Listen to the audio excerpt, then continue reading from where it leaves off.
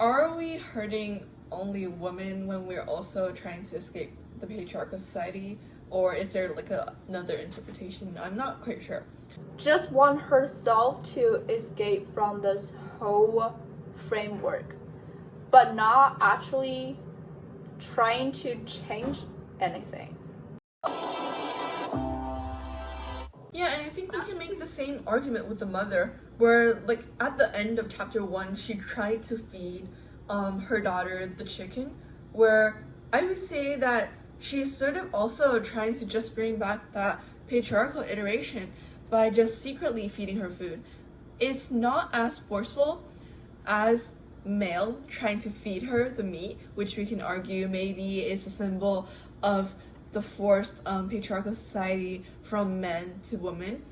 But she is trying to secretly, I guess, transform her into someone who's more submissive, into someone who actually eats the meat. She's sort of pulling her daughter back to the track of being a submissive role of the whole system, I guess.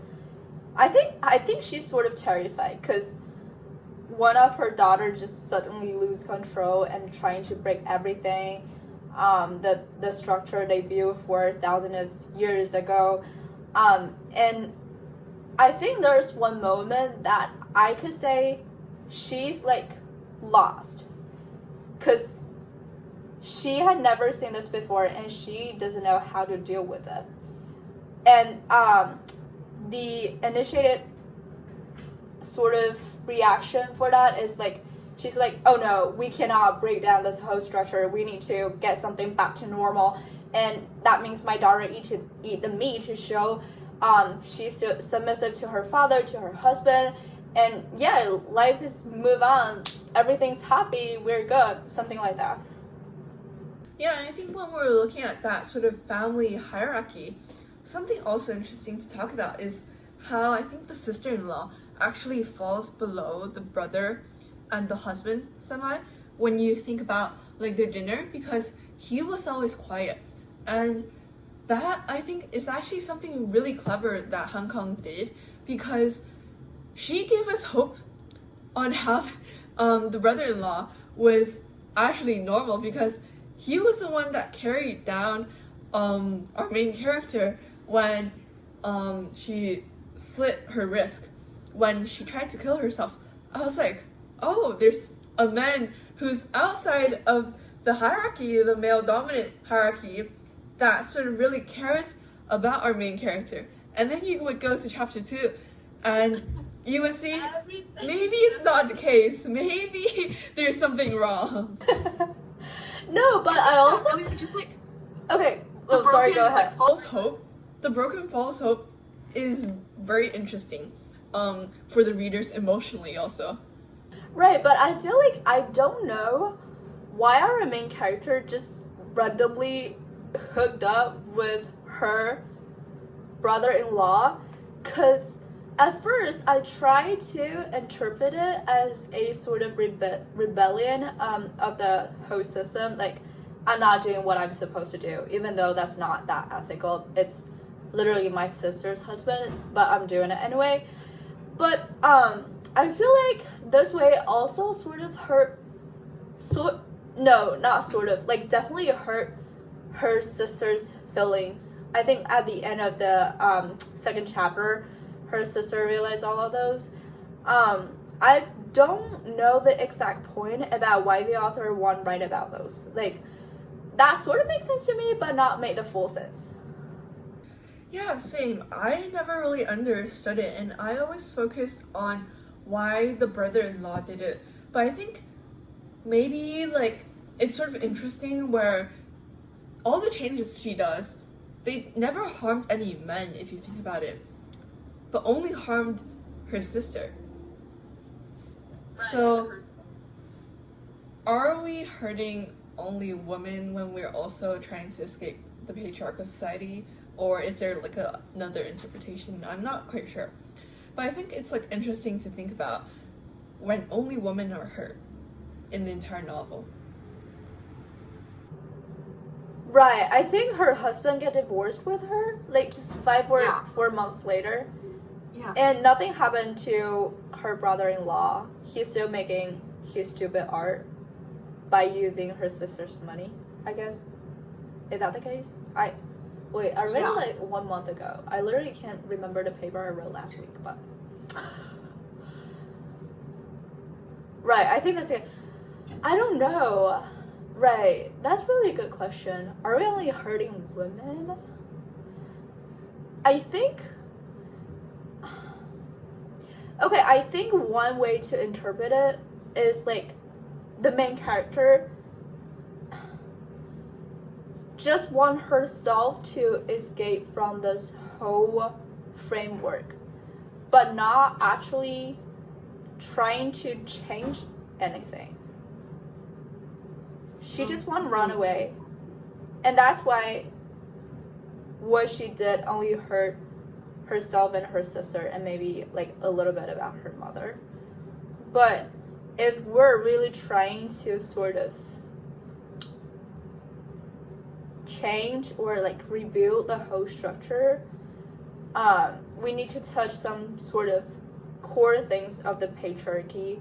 And I think at that time is all the people in the patriarchy, especially males who dominate the whole thing, would be hurt. I think that's my understanding, because I think she's not trying to change anything. Is she? Yeah, I think like for Hong Kong, most of her stories are mainly just to show you the most brutal and violent facts. Like how disgusting it is. Yeah. Like how disgusting it is. Because right here, our main character, even like going back to the point where she's not really changing anything, she's just having that escape. I think becoming like a tree or a plant sort of shows that. Like, it shows that she's not trying to change the society. She's only trying to change herself. And just by changing herself, she's gotten so much violence done on her. And at the end, she sort of loses her voice even. Like, she really is not trying to alter the way that men live. She's not trying to break the familial hierarchy. She's not doing any domestic violence or anything. She's really just shutting down herself. And also unintentionally hurt her sister, who is the only character in the novel actually cares about her, which is sad. Which is so sad. Yeah, it is. I was a little bit mad when I read that. I was like, wait, bro, what are you doing? No.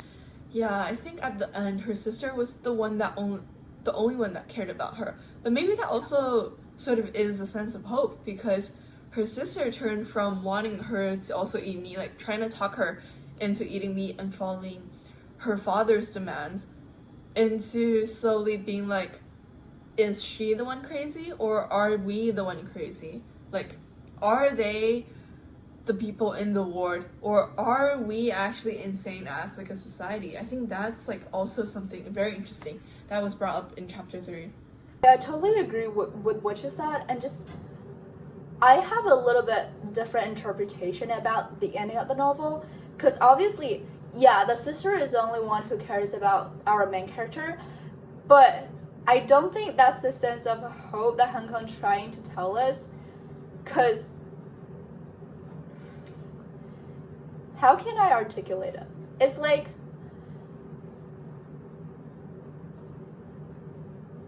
her sister is trying to protect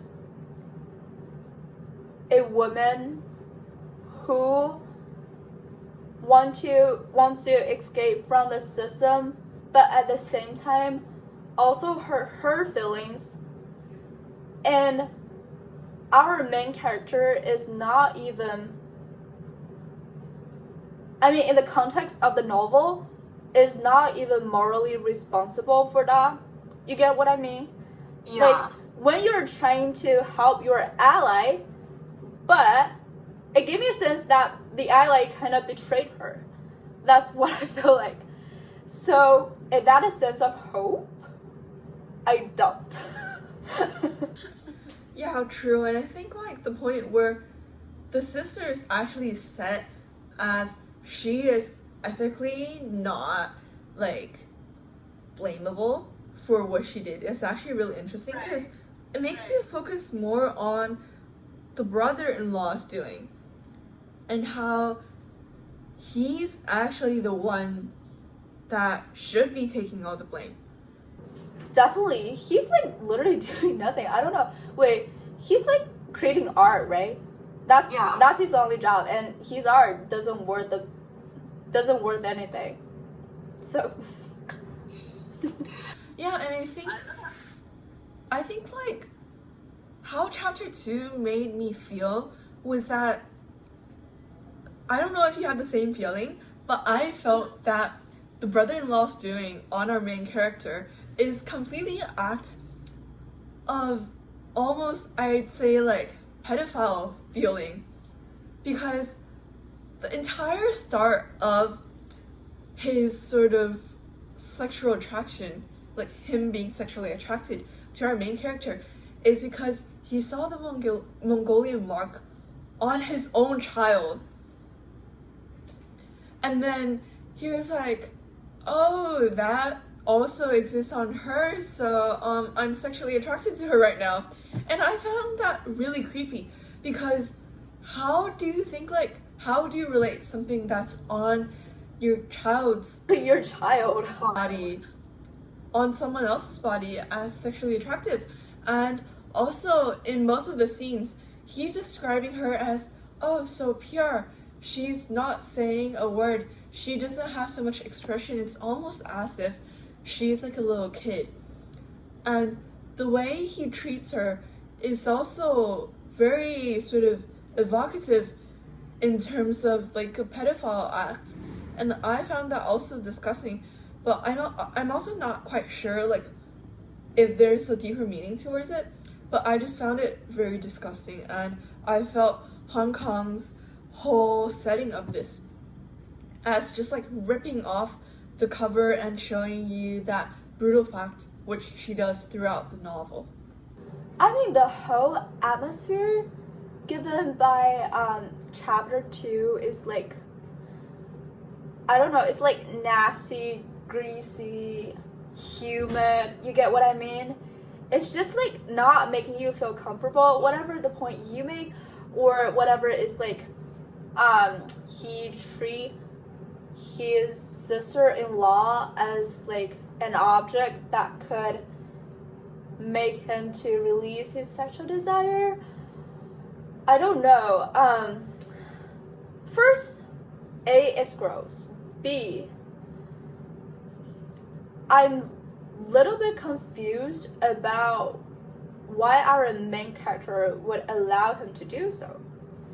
Because I think one point there, maybe one factor there is like she's trying to be a tree or like a plant, and he's literally drawing flowers and all those plants on her body and make her feel like sort of being satisfied. It's just, I don't know, is that one factor of they're actually doing it, or like there's some other underlying reasons, do you think?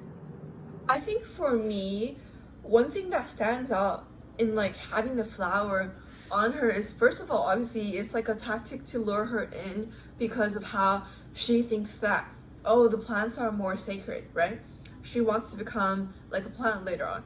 But also, I think for the brother-in-law, he's really trying to rationalize the want of sex with the main character as an act of art, where it is clearly not that case from the very start. From the very start, it was some sort of sexual attraction towards her.